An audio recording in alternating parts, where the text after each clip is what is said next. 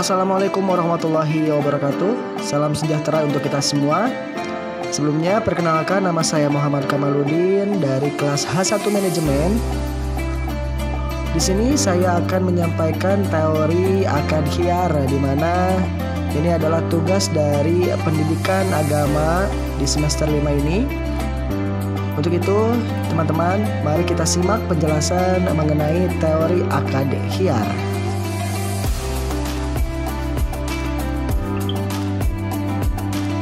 Ya, baik teman-teman, apa sih khiyar itu ya? Khiyar dari segi bahasa adalah memilih, menyisihkan dan menyaring atau menepis. Dari segi istilah, khiyar adalah suatu hak yang diberikan kepada pihak yang berakad, sama ada hendak meneruskan akad yang dibuat atau membatalkannya, bertujuan untuk memastikan adanya kerelaan hati mereka dan menjaga kepentingan pihak-pihak yang berakad, ya teman-teman. Selanjutnya teman-teman, hukum khiyar adalah harus mengikuti syarat-syaratnya yang tertentu. Penjual dan pembeli harus melakukan khiyar selagi keduanya belum berpisah. Hukum ini berdasarkan kepada hadis yang diriwayatkan daripada Hakim bin Hizam, berkata, Rasulullah telah bersabda, penjual dan pembeli harus melakukan khiyar selagi kedua-duanya bersikap benar dan menerangkan. Diberkati bagi kedua-duanya pada jual beli kedua mereka. Dan jika kedua-keduanya menyembunyikan dan berbohong, dimusnahkan keberkatan jual beli keduanya itu. Ya, itu menurut Hakim bin Hizam, ya. Rasulullah telah bersabda seperti itu, teman-teman. Ya, baik teman-teman, selanjutnya khiyar terbagi menjadi 8 bagian ya. Yang pertama itu ada khiyar syarat, yang kedua ada khiyar ta'yin, yang ketiga ada khiyar ru'yah, dan yang keempat ada khiyar aib, yang kelima ada khiyar rujuk, yang keenam ada khiyar majlis, yang ketujuh ada khiyar qabul, dan yang kedelapan, yang terakhir ada khiyar naqdi. Ya, baik, nanti kita akan bahas satu persatu tentang bagian-bagian khiyar ya, teman-teman. Ya, yang pertama ada khiyar syarat, di mana khiyar syarat ini adalah suatu pihak atau kedua-kedua pihak yang berakad mempunyai hak untuk berkhiyar jika disyaratkan dalam akad. Tempo berkhiyar syarat mengikuti ulama fikah, mazhab Syafi'i dan Hanafi. Tempo itu tidak melebihi 3 hari berdasarkan kepada hadis sahih Rasulullah SAW. Sedangkan mazhab Hambali, tempo itu boleh lebih dari 3 hari asalkan satu tempo yang ditentukan tanpa mengira lama atau sekejap masanya. Dan selanjutnya akad yang diperbolehkan khiyar syarat. Akad yang diperbolehkan boleh menerima fasakh adalah akad-akad yang lazim, yang tidak mutlak, dan akad-akad tidak lazim seperti akad jual beli, sewaan, wadiah, aryab dan sebagainya. Kesan syarat pilihan kepada akad. Akad yang masih terikat dengan syarat pilihan ini dianggap sebagai akad yang tidak mengikat.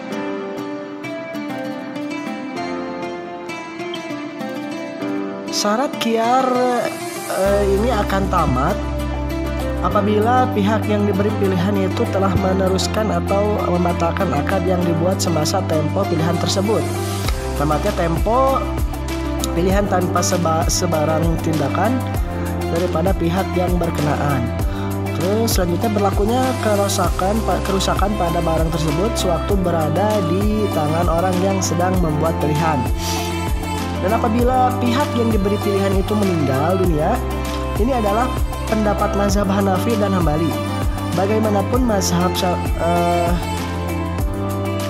satu dan Syafi'i dan Maliki berpendapat hak khiyar itu akan berpindah kepada warisnya, karena hak itu ialah hak harta ya teman-teman. Selanjutnya teman-teman, yang kedua itu ada khiyar ta'yin. Apa itu khiyar ta'yin ya? Salah satu pihak diberi peluang untuk membuat pilihan dengan menentukan subjek akad itu. Biasanya ia berlaku pada akad yang ada balasan dan berbentuk benda seperti akad jual beli. Bagaimanapun, sebagian besar ulama tidak membenarkannya karena ia akan menjadikan subjek akad itu tidak jelas atau barar. Melainkan Imam Hanafi, Imam Abu Yusuf, dan Imam Muhammad.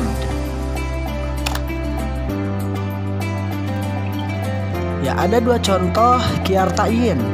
Ya, contohnya seorang pembeli diberi pilihan oleh penjual terhadap dua buah jam tangan pada harga yang berlainan. Pembeli tersebut berhak memilih atau memilih salah satu saja. Contoh yang kedua, kereta yang mempunyai 3 jenis kereta yang berlainan, yaitu Audi, Perdana, dan Duston, yang mempunyai kualitas dan harga yang berlainan.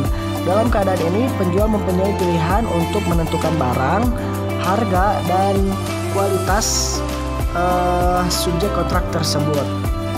Ya, syarat khiyar ta'yin. Subjek akad ini mestilah tidak lebih dari 3 jenis.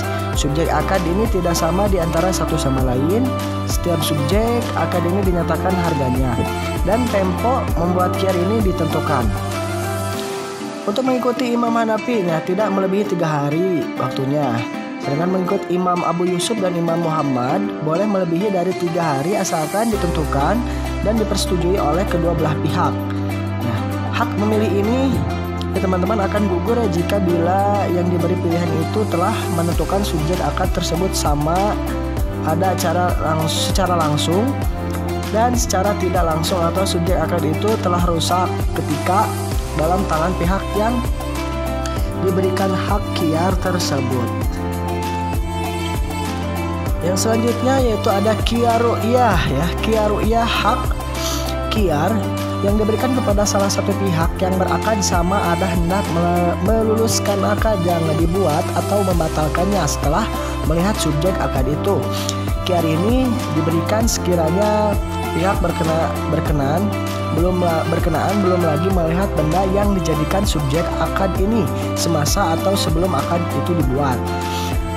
Dan jarak masa antara melihat atau membuat akad itu harus pendek sehingga tidak mungkin berlaku perubahan pada subjek akad itu dalam tempo tersebut atau bergantung kepada jenis barang dagangan tersebut, sama ada tahan lama atau tidak bergantung kepada huruf setempat.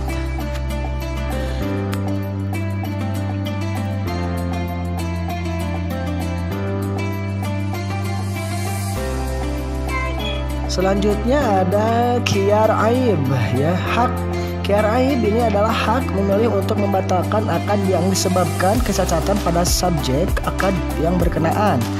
Hak ini digunakan jika subjek akad itu suatu yang ditentukan zatnya, dan sekiranya subjek akad itu telah ditentukan sifatnya seperti akad salam, maka hak ini tidak boleh digunakan. Kecacatan yang mengharuskan hak memilih digunakan karena kecacatan ini ialah yang mengurangkan nilai harga barang tersebut. Dan selanjutnya ada khiyar majlis.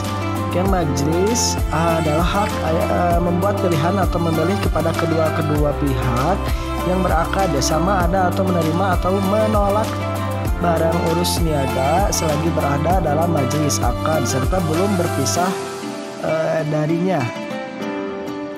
Dan terus hanya kepada sesuatu akad yang bersifat mengikat kedua belah pihak yang melaksanakan seperti akad al-ba'i atau al-ijarah. Selanjutnya ada khiyar rujuk.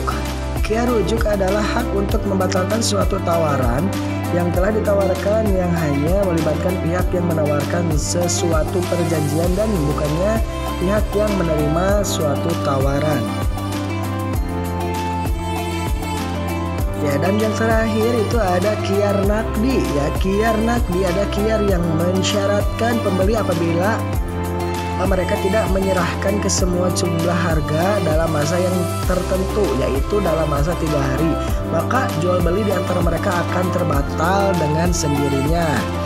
Dan sebab-sebab QR ini terbatal, yang pertama itu pembeli mati, yang kedua pembeli menjualkan barang tersebut dalam tempo QR ini. Ya, jual beli itu sah dan pembeli mesti membayar harta tertunggak. Yang ketiga, pembeli merusakkan barang yang dibelinya pada masa QR tersebut. Dan yang keempat, pembeli telah menyebabkan barang tersebut menjadi cacat yang ia tidak boleh dikembalikan semula pada penjual, dan waktu itu ia belum lagi membayarnya. Namun begitu, penjual berhak meminta ganti rugi di atas kecacatan tersebut. Baik teman-teman, mungkin itu saja yang dapat saya sampaikan mengenai teori QR ya pada kesempatan kali ini. Mohon maaf apabila ada kesalahan dalam bertutur kata dan ada yang kurang jelas mungkin dalam penyampaiannya. Akhir kata alhamdulillahirabbil alamin, billahi taufiq wal hidayah. Wassalamualaikum warahmatullahi wabarakatuh.